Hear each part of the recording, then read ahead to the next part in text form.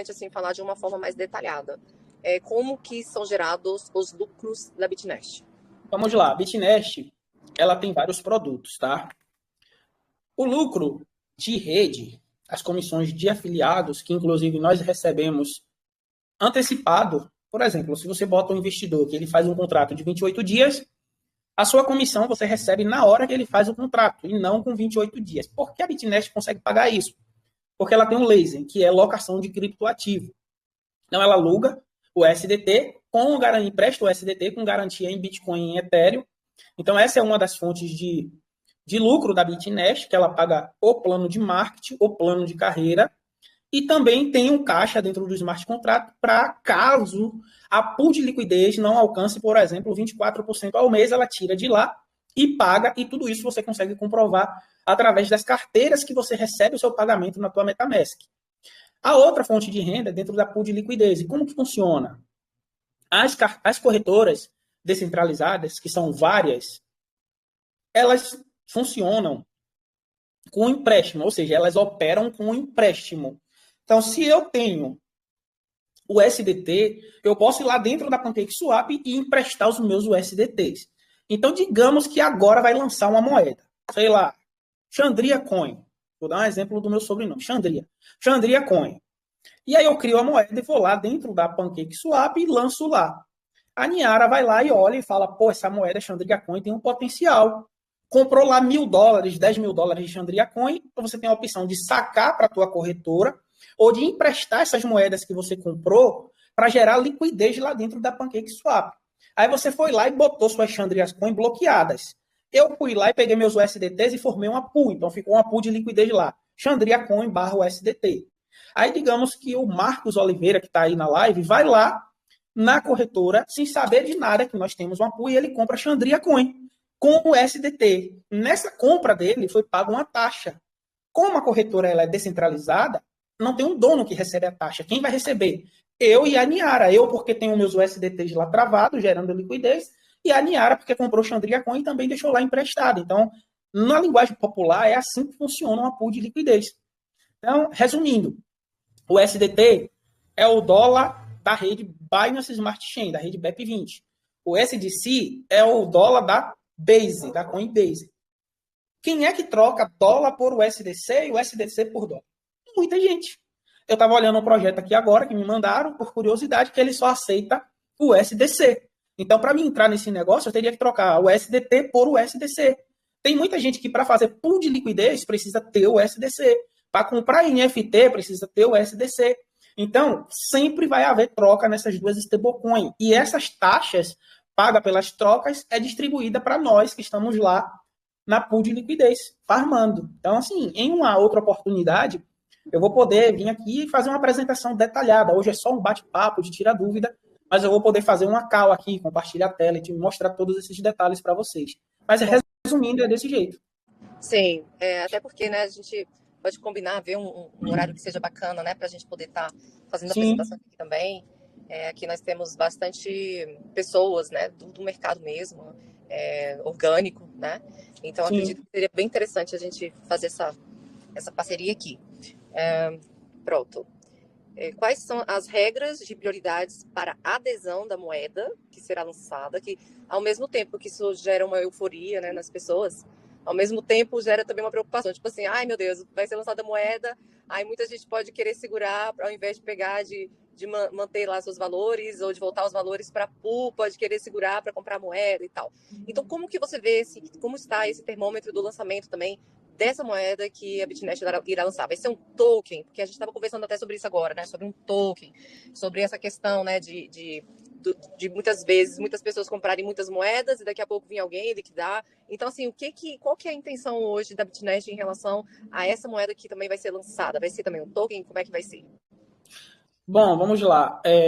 Primeiro, a gente precisa deixar claro que o token Melicoin é um token, ele não tem nada a ver com a pool de liquidez. A Bitnest ela tem 7 produtos.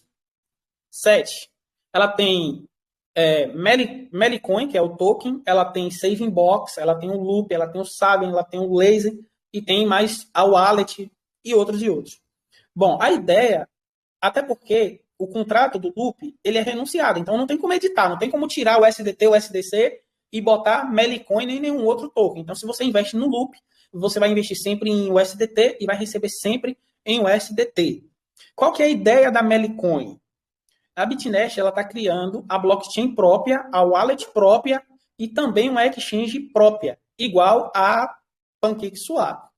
É um token de governança, tá? É um token de governança. O produto Bitnest DAO, que já está pronto lá, é o único produto que você vai poder utilizar a Melicoin para investir nele. Então, é um token com supply de 300 milhões, então pouquíssimo, tá? Normalmente, tokens que têm supply de 300 milhões batem ali na casa de 300, 500 mil dólares fácil. Não sei se vocês aqui lembram, mas teve um projeto chamado PLCU. Eu conheci em Dubai. A pessoa que me convidou, um guri de 16 anos, me convidou quando a moeda era 16 dólares. E eu não comprei a ideia. Era um projeto que eu não acreditava, era um sistema binário, mas se vocês pesquisarem na internet, o PLCU bateu 526 mil reais. Bateu 526 mil reais antes do Bitcoin valer 500 mil. Então, assim, supply de 300 milhões. Só que lá era um negócio que era totalmente diferente da Bitnest. Aí eu te pergunto, o que pode acontecer com o Melicoin? 300 milhões para uma comunidade de 2 milhões que já tem ativa agora, que é 1 milhão e 900 mil. Qual que é a funcionalidade desse token? O token é para validar a blockchain. Quando você cria uma blockchain, você precisa ter validadores. No caso do Bitcoin, os validadores dos nós são as mineradoras. No caso do Ethereum, os validadores são as pessoas que estão fazendo stake, porque a Ethereum ela deixou de ser Proof of Work para ser Proof of Stake, ou seja, ela é minerada por stake e não mais por placa de vídeo. No caso da Dogecoin, os validadores de nós também é por stake. Então, no caso da Bitnest, vai ser por stake. Ou seja, se você tem Melicoin, e dependendo da quantidade, você vai poder bloquear ali dentro do DAO para ser um validador de nós, da blockchain, e você ganha comissão sempre que alguém fizer uma transação na rede. Então, esse é o intuito do token Melicoin, tá? E detalhe, hoje ninguém pode comprar Melicoin. Alguns líderes que estão construindo equipe, dentro do plano de carreira, recebem Melicoin, mas eles não podem vender ainda. E logo em breve, muito em breve, vai ser liberada a pré-venda de 1 milhão de token, a primeira fase. A segunda fase, mais 1 milhão, e a partir dali, ela será listada em várias corretoras. Eu não confio em nenhum negócio que fala, nosso token vai ser listado na Binance, nosso token vai ser listado na Bybit, porque nós sabemos que o processo de listagem, ele depende de muitos fatores, às vezes não é nem só de pagar para listar. Então, nós não sabemos em qual corretora vai ser listada. O que eu posso dizer é que agora, no evento do Token 2049 que teve em Dubai, a Melicoin foi apresentada para mais de 20 corretoras, entre elas MXC, Bybit, Binance, entre outras, mas não é garantia de que todas essas vão listar. Entendi. Então, assim, a gente sabe que, querendo ou não, hoje a Bitnest, ela tem uma comunidade muito grande, né? Já são aí 1 milhão e 900 mil e poucas pessoas, ou seja, já está muito próximo aí de 2 milhões de membros. Só que assim, né, Anderson, eu tava percebendo que o mercado brasileiro ainda tá muito virgem, né? Eu acho assim que lá nos grupos, né, no Telegram da Bitnest mesmo, tem muito gringo, muito gringo, muito gringo. Então, assim, nós ainda temos um mercado que está virgem, né, pra gente poder trabalhar, né, pra gente poder apresentar a oportunidade da Bitnest. Então, assim, em vista disso, Anderson, eu queria que você fizesse um comentário sobre o que você acha, né, em relação ao mercado brasileiro, né, em relação ao que nós temos nas mãos para a gente poder trabalhar, porque tem muita gente que fala assim, que nem eu falei com você, já tem muita gente, mas já está não sei quanto tempo, não sei o quê, vem aquela preocupação. Então, eu queria que você falasse assim, sobre isso, né, sobre a segurança das pessoas iniciarem mesmo agora, com o tempo que elas já têm no mercado, e em relação ao mercado brasileiro. Então, eu costumo dizer que nós temos um negócio validado. Eu acho que a fase mais crítica de qualquer negócio é o primeiro ano. Porque fica aquela expectativa, vai fazer um ano. Foi o que eu senti quando eu conheci a Bitnest. Só que a partir do momento que o negócio vence 1 ano, 2 anos, ele já se provou que ele é um negócio consolidado. Ele está sólido. Indo para 1.000 dias agora, ele vai romper 3 anos. Aí, meu amigo, esquece. Com vários produtos, seguindo todos os roadmaps, nunca saiu do ar, nunca atrasou pagamento, nunca mudou uma vírgula, até porque não tem como mudar que o contrato é renunciado. Então, isso dá muita credibilidade, muita seriedade. Em relação ao mercado brasileiro, nem começou ainda. algumas pessoas até questionam, mas por que só você faz live? Porque só tem mais vídeo no seu canal? Porque eu tive a oportunidade de conhecer o negócio na Malásia, não tinha nem o idioma português, quem está comigo desde o início sabe, o site não traduzia, era tudo em inglês, só que eu sou ousado, eu tenho um tradutor que trabalha comigo, eu tenho rede hoje na África do Sul, Nigéria, Quênia, e tenho também para o lado de Vietnã, vários países, Ásia. Então, assim, o que é que eu fiz? Como estava tudo em inglês e não traduzia, eu utilizei o meu tradutor para mim estudar o negócio. E comecei a gravar o conteúdo para o YouTube. Fui gravando conteúdo. E depois que eu fechei o primeiro contrato de $350.000 com a empresa lá que estudou o smart contrato, eu falei, não, agora eu tenho que me tornar profissional desse negócio, dominar, e aí pedir para a comunidade entrar em contato com a Bitnest e começar a pedir o idioma português. Tem só 3 meses que adicionou o português. Então, assim, o negócio no Brasil está começando agora.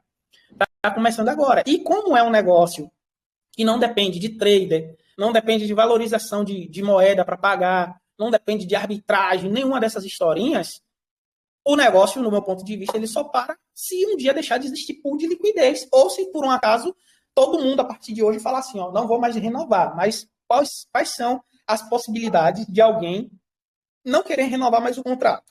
Se as pessoas que ainda estão no risco continuam renovando, imagina quem já tirou o capital. Você vai lá naquele grupo do Telegram, tem 150 mil membros, o grupo é aberto, se você tem o Telegram Premium, você consegue traduzir as mensagens, você só vai ver depoimento de pessoas da Turquia que começou com $100 e hoje está milionário, já comprou Mercedes, casa, pessoas de Camboja, pessoas da Malásia, pessoas dos Emirados Árabes, então só depoimentos, só coisas boas, então assim, não vejo como um negócio que está dando certo e que está vindo com grandes lançamentos pela frente parar, porque, como eu já falei, não é um negócio que depende de rentabilidade, é um mercado, a pool de liquidez é um mercado vivo. Enquanto existir o SDT e o SDC, vai ter pessoas trocando aquilo ali.